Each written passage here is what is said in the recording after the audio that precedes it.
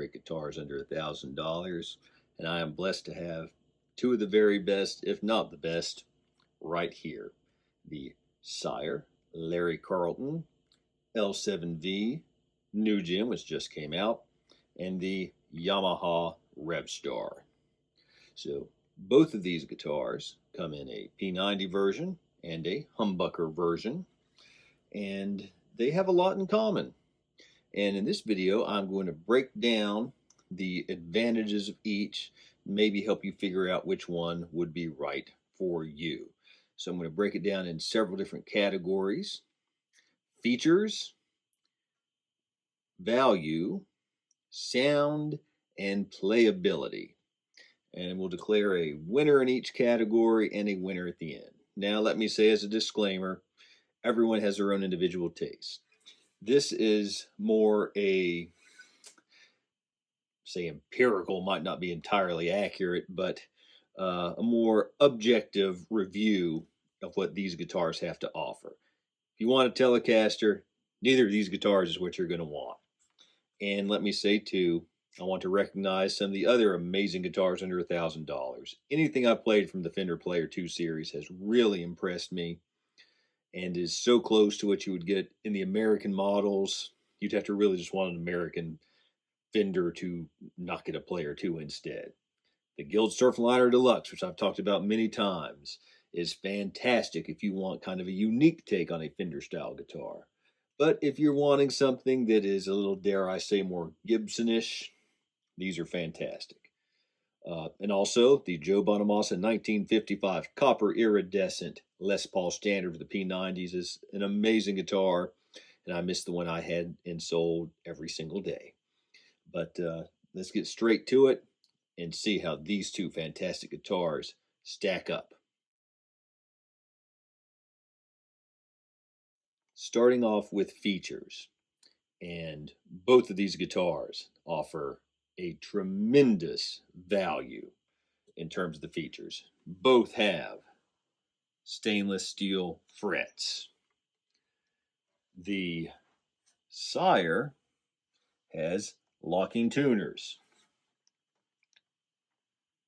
The Revstar does not. The Sire P90 version has noiseless pickups. Obviously, this is the humbucker version, but I have previously owned the P90 version, and those are not noiseless. However, the Revstar has, if you pull out the tone knob, the humbucker version, a focus switch, which makes it sound like a higher output pickup. And I think it's a dry switch at on this model, if I remember correctly, in the P90 version. Also, the Revstar has 5-way switching. This has the traditional 3-way switching. And they both have satin necks, which I love. Ebony fingerboard, rosewood fingerboards. They're getting a higher quality than what you might get on an Epiphone in this price range, for example. The fit and finish on both was virtually flawless. This one's used, I'm using my P90 version. I mean, the Revstar also has special acoustic chambering. This is just straight solid body. And it is acoustic chambering. And I say the chambering is acoustic because it is meant to increase the quality of the sound. It is not meant to make it lighter. This guitar is 7 pounds, 15 ounces. You might not guess it from looking at, since this one's more of a carved top and more of a traditional Les Paul style guitar. This one's 8.5 pounds. I can't remember exactly how many ounces, about 8.5 pounds. And I can tell, that it's just sort of amusing that this guitar you would not guess is a little bit heavier. So this is extremely close. It honestly probably depends upon what is more important to you. But if I had to pick a winner in terms of feature, I would give the slightest of advantages to the Revstar.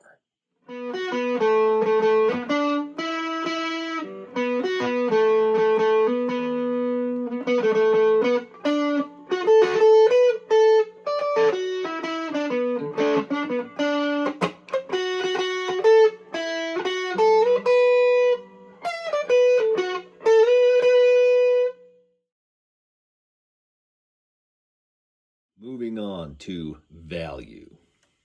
For some reason, this beautiful candy apple red version of the L7V is $799, while the other versions, which are black and tobacco sunburst, are $849. I still puzzle over that because I could perhaps see the tobacco sunburst because maybe that requires a veneer that this one might not have underneath the solid paint. But why is the black one, which is also solid paint? But anyway, you do not get a gig bag with this. The current price of the Revstar, it has gone up since it first came out a few years ago, is $949. And these are, of course, in the United States dollars, and I'm going by what you would find most typically at Sweetwater, Musician's Friend Guitar Center, etc. So we just went over the feature content. This does come with a gig bag. This is really close. I did just say that the Revstar is a little bit more feature laden. This is a tough one too, but I have to give it to value to the Sire, because even though it doesn't come with a gig bag, I think most of us, if you're like me, you have more cases and gig bags than what you know what to do with most of the time. And for shipping purposes, it might be nice to come in one, but that's not that huge of a deal, and certainly not $150 worth of a difference. So, and that's not an insubstantial amount of money. So I think that, you know, if you're really looking for the best value for $800, this is extremely difficult to beat. So sound. You might be wondering if this is going to be an apples to oranges comparison, since there's a humbucker guitar and a P90 guitar. But thankfully, about, what would that be, a year and a half ago, I did roughly a video on the P90 version of this guitar, and I still have those sound samples saved. So we are going to compare some sounds now between the Sire New Gen L7V and the P90 version of the Revstar, which I did love and miss. Now, I will say, I have previously stated that I like the humbucker version of the Revstar sound-wise better than the P90. The more I play that, the more I am convinced. So this specific guitar, quite frankly, is my favorite sounding of the three. That's personal taste. You can watch the video I did recently on this guitar to get some more sounds from this one, though you're hearing it throughout this video off and on. But now let's get the comparison between the P90 Revstar and the P90 Sire.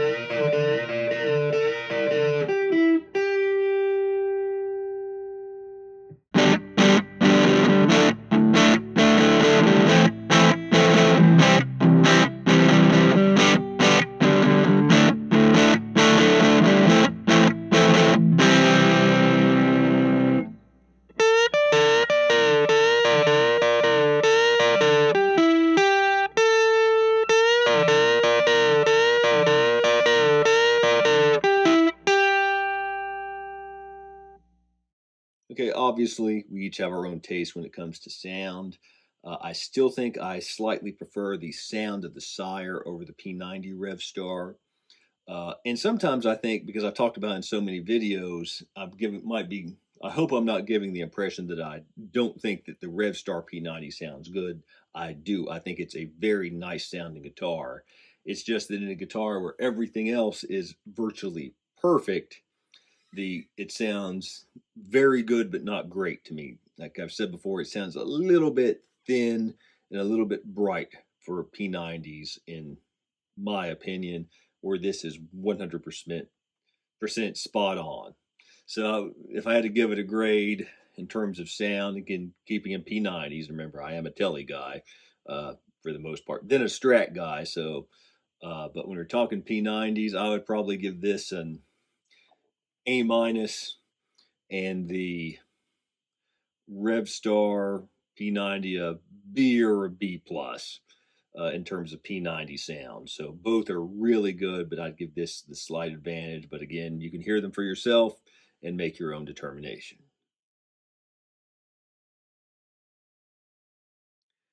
Now, moving to playability. These are extremely similar guitars in that regard as well. Both are obviously generally Gibson-esque guitars, 24 and 3/4 inch scale lengths, 12-inch radiuses on both. Both have stainless steel frets.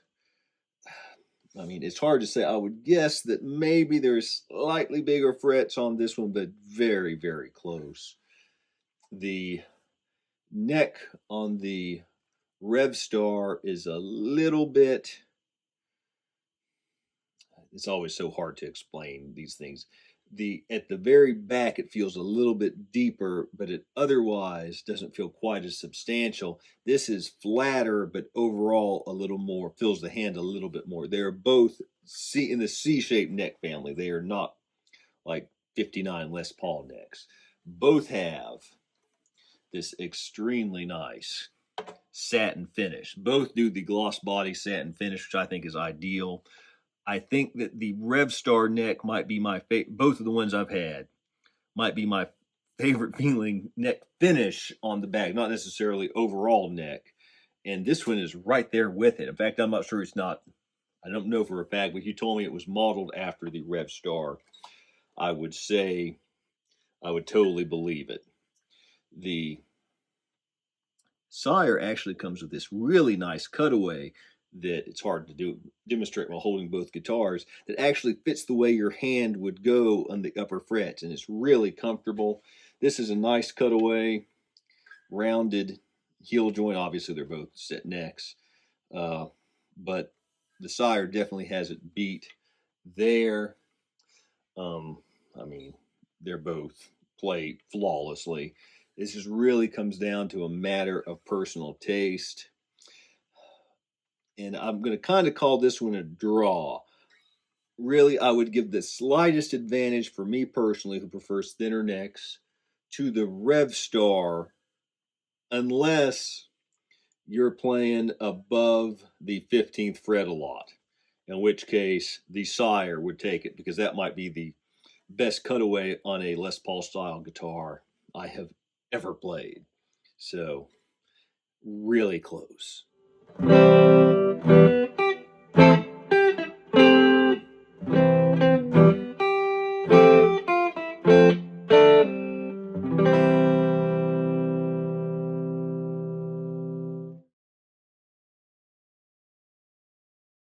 Okay, we have reached the conclusion of this video, where I'm going to have to tell you which one of these I think is the better guitar for under $1,000. And let me tell you, that is extremely difficult because I love them both very much. This truly is a case of what you personally are looking for in a, again, roughly Gibson style guitar. This is a better Les Paul style guitar than any Epiphone you'll get in the price range. Again, other than maybe the Joe Bonamassa 1955, but that's probably it's starting to get hard to find. That's been out for so long. In fact, I'm surprised you can find them anywhere now. That's $850. This is $800. That does come with a case, if that is something you're considering. But I love them both, and I hate to say this because I hate to say one's not the winner, because they're both winners in my book. I would give the slightest advantage to the Revstar. It is more expensive. It does come with a gig bag, but this just feels just a little higher quality and might appeal to me personally just a little bit more. The neck shape and the sounds, again, of the humbucker version. I have not had the opportunity to play the humbucker version of this, in all fairness, and it is similarly priced, I believe, to this. I would give the slightest advantage to the Revstar overall. I think it sounds a little better. The neck feels a little more what I like. And this does have better upper fret access, but this is just overall just a little more comfortable to me. And I mean, I like having locking tuners, but that's not something that I would at all look for in terms of whether or not I'm getting something. I don't really use the focus switch. It is nice to have. I mainly use the 3 positions instead of the 5, but if the focus switch and the 5 positions on this are something you're interested in, then definitely go with this one. But again, this is a better value at $800 as opposed to $950.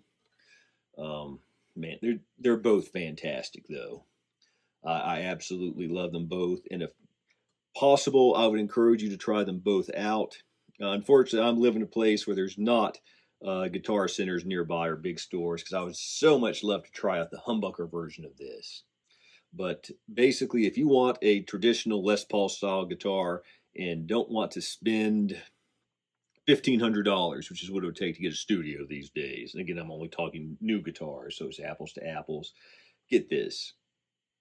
I mean, get the Sire, because I've not had the opportunity yet to play the Inspired by Gibson custom Epiphones, which are like $1,200, but I just can't imagine what they could do better than this, to the extent it would be worth the extra money. Though those do come with hard cases, that matters to you.